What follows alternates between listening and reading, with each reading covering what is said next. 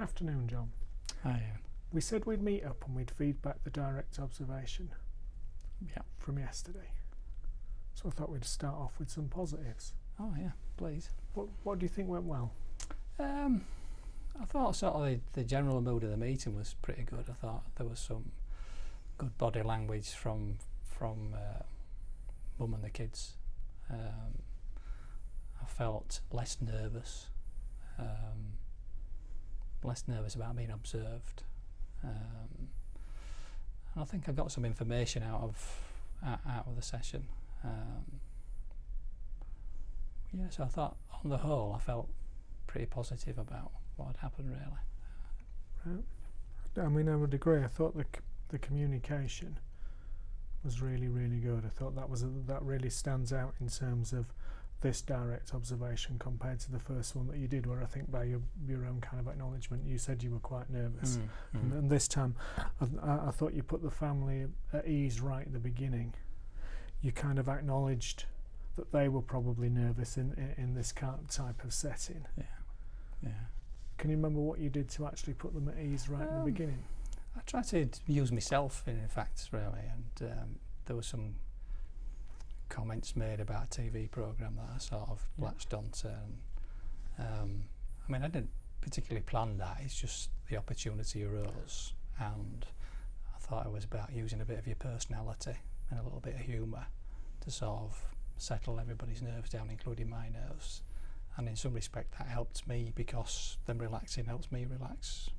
So I thought there was a bit of a cycle there, really. So.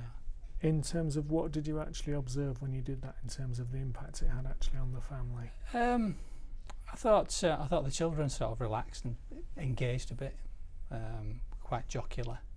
I thought Mum was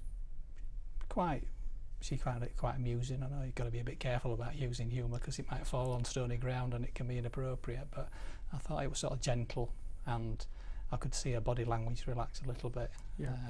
And the children seemed to be more relaxed as well, just using my observation skills. I thought with the body language it was a bit easier, and I'm not saying they were totally relaxed, but they'd come down a peg from when I first arrived. Yeah. And I think in terms of kind of doing the basic kind of introductions, the kind of timing of the session, the framework about the kind of things that you were going to discuss, and also the notion around confidentiality and describing it, I thought you did a really good job at putting that over without making it sound like a list. It felt like a kind of natural conversation. Yeah, well, that wasn't my plan. And also to try and give some structure so that they could understand what were likely to happen and why we were there, as opposed to I'm just coming for a chat with you. Yeah. So I had to manage that a bit, because it's really about trying to manage my power dynamics. I'm the social worker, you're the family, and not come over as authoritarian in any way, but actually just make it clear what we're here for this, and I need to set these parameters, really. Yeah. And in terms of the work with Adam? Yeah, I mean, he got a bit distracted, and I felt that it was appropriate for me to sort of focus on him for a while, and engage with him with sort of drawing and playing little games and stuff. And that were partly about me trying to connect with Adam, but also... And how do you think that went? Do you think you connected with him? I think so, yeah, I think so. I felt I connected with him. I couldn't categorically say whether he connected with me. What do you think might have given a kind of indication that actually he had? Well, because he was smiling and they were engaging, and he didn't refuse, he didn't withdraw. So yeah, I thought, on the whole, I thought it was good. Yeah. I mean, I accept I'm not a play worker, so I haven't got that full depth of skills, but just on that supervision level, I think it worked okay. Yeah, I mean, I thought he was keen to show you his drawing, he was keen to talk through his drawing.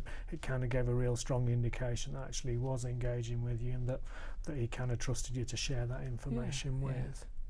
Yeah, I felt good. I enjoy playing with kids anyway, so.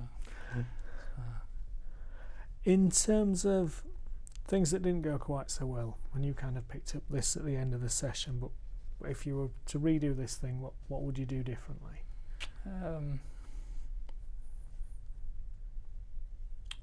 Well, I dropped a bit of a clanger, right? Because there was some mention of self-harming, which I think I did let it slide because I was too engaged in trying to keep the group together, engage with the entire group, and I'd parked it in the back of my mind to come forward with it at a later stage.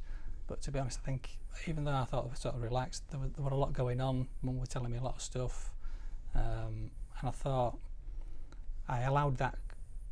I mean, that had value in itself, but I allowed that to get in the way of the serious issue of the self-harming.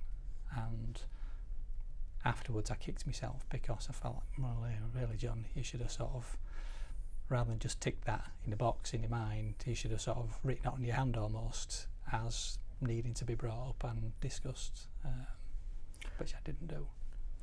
Because you didn't pick up on it right away, do you think that made it then difficult to return to further on? Well, yes and no. Yes, in that I think I lost that opportunity, and the moment was lost. And also, no, because I thought, well, maybe there'd be another time coming up. But if I had my time again, I thought, well, maybe there'd be another opportunity in the conversation. Should I seize on it straight away? And how would that come across? Should I leave things to go on a bit and maybe be a natural part of the meeting when I could bring it up again? But unfortunately, we never got that because things started going in a different direction. So my biggest regret is I thought, well, it was a big thing for that to come out, and I didn't take. Maybe the child didn't feel like it was being taken seriously, and he'd sort of flagged that up, and maybe in his own mind he's thinking, well, I've said this now and you've not done anything about it and you've not said anything, so is there any point me raising it? Am I worthless? And so I did have them troubled thoughts going through my mind after the meeting, really. I was a little bit worried about that, how that would come across for the child. And obviously I've got a professional responsibility. I'm a children's social worker at the end of the day. I need to sort of the child is my paramount concern, and I didn't see that opportunity when I should have done, really. Yeah. That said, at the end of the session, the first conversation we had, you acknowledged that actually you'd missed out asking about that information. Yeah. So we then talked about it and you came up with a plan. So take me through what happened in terms of that plan and in terms of contacting Mum and asking her. Well, in terms of immediately after the meeting, I thought that obviously we had the conversation. I did feel quite guilty about not picking it up, and I felt it was my responsibility as the key worker to sort of take that forward.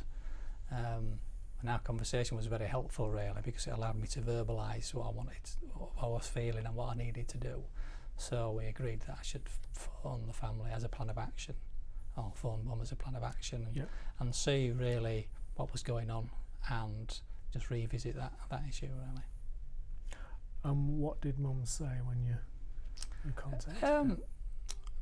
Well, actually we had quite an open conversation, which was pleasing for me because probably indicated there was some trust between us, really. We had quite an open conversation.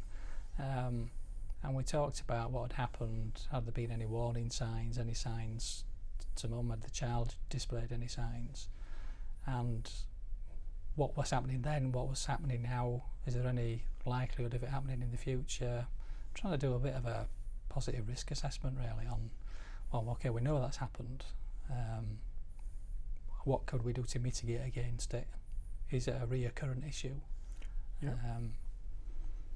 Fortunately, Mum and I still think I need to speak to the child about it, but Mum saying no, it's a bit of a one-off. He was quite angry at the time, and there was a lot going on for him, and there's nothing at the moment that she feels that would trigger that again. Yeah, so in terms of the actual signs of intent, he talked about it, but actually he didn't carry any of that through. So where do you think that comes out in terms of risk? Well, I don't like to do the risk matrix, really, if I'm being honest, but I think it indicates that if I was to be absolute, what's the possibility and probability of it happening again, it would indicate that it's quite low, I would think. I wouldn't like to put a number on it, but I think it's quite low. My judgment is at the moment it's quite low, but it can't be ruled out as something that may happen in the future. It's something that needs to be monitored, really. Yeah, I think you're absolutely right. Yeah. In terms of yourself as a worker and your professionalism, Where do you think it left you? I felt afterwards, I felt that I'd done what I should have done in the first place.